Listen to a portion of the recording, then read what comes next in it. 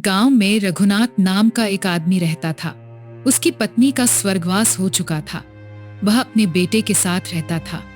वैसे तो रघुनाथ गांव के सबसे संपन्न सेठों में से एक था, लेकिन उसका बेटा बौना था और यह उसके जीवन का सबसे बड़ा दुख था। एक दिन वह अपने बेटे से कहता है, बेटा वीरेंद्र, जाओ और जाकर मुंशी से हिसाब किताब करवा लो। इस महीने खेती का हिसाब किताब तुम्हें ही देखना है। नहीं पिताजी, मैं नहीं जाऊंगा।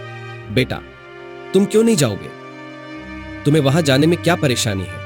पिताजी, मैं जब भी आपके कामकाज करने जाता हूं तो सब मुझे अजीब तरह से घूरते हैं, आपस में इशारे करते हैं और मुझ पर हंसते हैं। आपके सारे मुनीम और मुंशी मेरा मजाक उड़ाते हैं। क्योंकि मैं बौना हूं, इसीलिए मैं नहीं जाऊंगा। बेटा, ऐसे कब तक चलेगा? एक ना एक दिन तो तुम्हें यह सब संभालना है। अगर तुम अभी से चीजों को नहीं सीखोगे तो मेरे बाद सब कैसे संभालोगे? वो सब मुझे नहीं पता पिताजी, लेकिन मैं दुनिया के सामने नहीं जाऊंगा। मैं घर पर ही ठीक हूं। बाहर लोग मेरा बहुत मजाक उड़ाते हैं। पिताजी, मुझसे यह सब सहा नहीं जाता। इतना कहकर वीरेंद्र वहां से नाराज होकर चला जाता। रघुनाथ बहुत अच्छे से समझता था कि उसका बेटा इतना परेशान क्यों है। मैं वीरेंद्र को कितना भी समझा लूं, लेकिन मैं जानता हूं कि गांव वाले उसे कितना तंग करते हैं। बात बात पर अगर किसी का मजाक उड़ाया जाएगा, और वो भी उसके शरीर को लेकर, तो इंसान बाहर जाने से घबराएगा ही। लेकिन मैं अपने बेटे को ऐसे छोड़ भी तो नहीं सकता। आज मैं हूं और कल मैं नहीं रहूंगा। ऐसे में मुझे अपने बेटे के लिए कुछ तो करना ही पड़ेगा। रघुनाथ इसी सोच में डूबा हुआ था कि तभी वहां पर उसका परम मित्र बिरजू सिंह आ जाता है। किस सोच में डूबे हो भाई? अरे बिरजू, आओ आओ। कुछ खास नहीं, बस ऐसे ही वीरेंद्र के बारे में सोच रहा था। चलो, अब तो एकदम ठीक मौके पर आया हूं। क्या मतलब है? वीरेंद्र बेटे के लिए एक रिश्ता लेकर आया हूं। क्या? लेकिन ऐसा कैसे हो सकता है? हमेशा तो हम लोग सामने से रिश्ता लेकर जाते थे, लेकिन वीरेंद्र के बौने शरीर के कारण हर कोई उसका रिश्ता ठुकरा देता था। तो फिर यह कौन है जो अपनी बेटी का रिश्ता लाया है? बेटी का नहीं, बहन का। मेरे जानने में एक आदमी है, उसके माता पिता नहीं है, बस एक बहन है। लेकिन उसकी पत्नी दिन रात उसकी बहन के साथ बुरा सलूक करती है। तंग आकर वो उसकी शादी कर देना चाहता है, ताकि कम से कम ससुराल में वो चैन से रह सके। अच्छा, तो यह बात है। लड़की सुशील है, काफी समझदार है, अपने वीरेंद्र बेटे के लिए बिल्कुल ठीक रहेगी। लेकिन क्या उन लोगों को वीरेंद्र के बौनेपन के बारे में पता है? हाँ, सब पता है। उन्हें यह रिश्ता मंजूर है। बेचारा गरीब आदमी है। उसकी बहन का घर बस जाएगा और तुम्हारे बेटे की जिंदगी भी संवर जाएगी। तो फिर ठीक है, मैं आज ही वीरेंद्र से बात करके तुम्हें बता दूंगा। इसमें बात क्या ही करनी है भाई? देखो, रोज रोज ऐसे रिश्ते नहीं आते हैं। अगर तुम हां करो तो मैं आज ही बात पक्की कर दूं। अच्छा ठीक, जैसा तुम्हें सही लगे वैसा करो। तुम भी तो वीरेंद्र को अपने बेटे जैसा ही मानते हो, और वैसे भी मुझे अब वीरेंद्र के लिए एक जीवन साथी तो ढूंढना ही है। मेरी तबीयत भी ठीक नहीं रहती। जीते जी वीरेंद्र को एक अच्छी पत्नी मिल जाए, बस मेरी यही इच्छा है। जितनी जल्दी हो सके तुम वीरेंद्र की शादी करवा दो, ताकि मैं उसकी चिंता करना छोड़ दूं।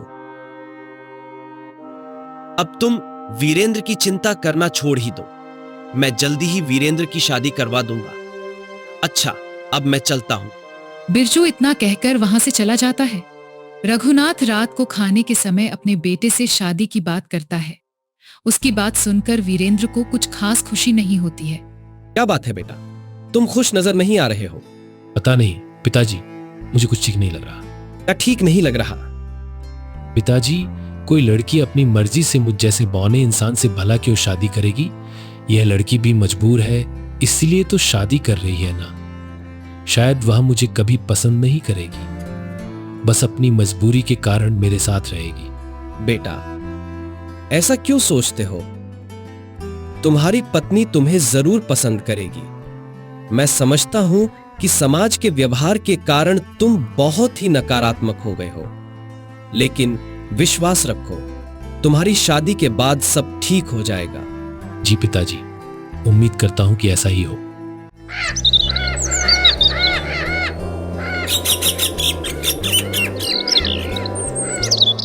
कुछ ही दिनों में वीरेंद्र की शादी रेखा नाम की लड़की से हो जाती है। रेखा सुंदर, सुशील और बहुत ज्यादा चतुर लड़की थी, लेकिन वीरेंद्र को उससे बात करने में बहुत संकोच होता था। वीरेंद्र को रेखा से शादी के बाद भी दिल में कई सवाल और डर थे। वह सोचता था, क्या वो मुझे सच में पसंद करेगी? क्या मैं उसे खुश रख पाऊंगा? शादी के पहले वीरेंद्र को लगता था कि रेखा शायद केवल अपनी मजबूरी की वजह से उससे शादी कर रही है। उसका बौना शरीर उसके आत्मविश्वास को हमेशा चोट पहुंचाता था और उसे यह डर था कि रेखा उसे केवल दया की वजह से स्वीकार करेगी। लेकिन रेखा एक बहुत समझदार और विनम्र लड़की थी। शादी के बाद उसने धीरे धीरे वीरेंद्र के दिल में जगह बनानी शुरू की।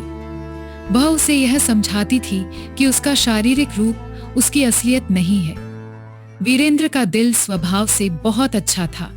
वह ईमानदार, मेहनती और दयालु था, जो रेखा को बहुत पसंद आता था। रेखा ने वीरेंद्र से कहा, तुम जितने अच्छे इंसान हो उतने ही अच्छे जीवन साथी बनोगे। मुझे तुम्हारा रूप नहीं बल्कि तुम्हारा दिल चाहिए। ये बातें सुनकर वीरेंद्र को कुछ तसल्ली तो हुई, लेकिन मन में अब भी हिचकिचाहट थी। उन्होंने खुद को समाज के सामने साबित करने के लिए बहुत संघर्ष किया था और अब भी डरते थे कि लोग उन्हें कैसे देखेंगे। एक दिन वीरेंद्र के मन में एक विचार आया कि अगर वह कुछ बड़ा और महत्वपूर्ण काम करके समाज के सामने आए तो शायद लोग उसकी असलियत को समझेंगे और उसका आदर करेंगे।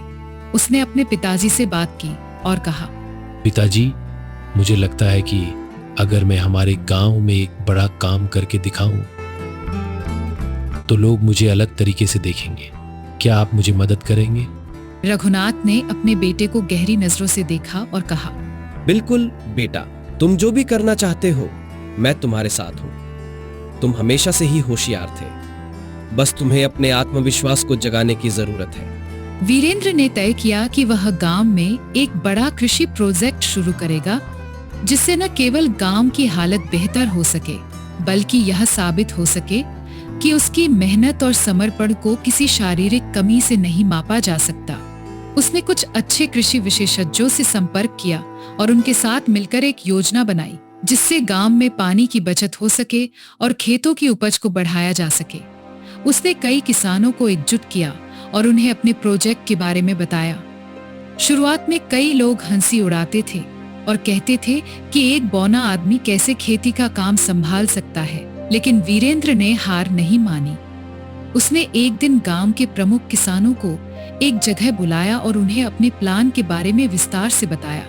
उसकी योजना और मेहनत देखकर कुछ लोग प्रभावित हुए, लेकिन अधिकांश लोग उस पर हंसते हुए बोले, तुम छोटे हो वीरेंद्र, तुम कैसे हमारे जैसे बड़े किसानों को यह सब सिखा पाओगे? वीरेंद्र ने शांत रहते हुए जवाब दिया, मैं छोटा हो सकता हूं, लेकिन मेरे पास जो ज्ञान और आत्मविश्वास है वह मुझे किसी से कम नहीं बनाता।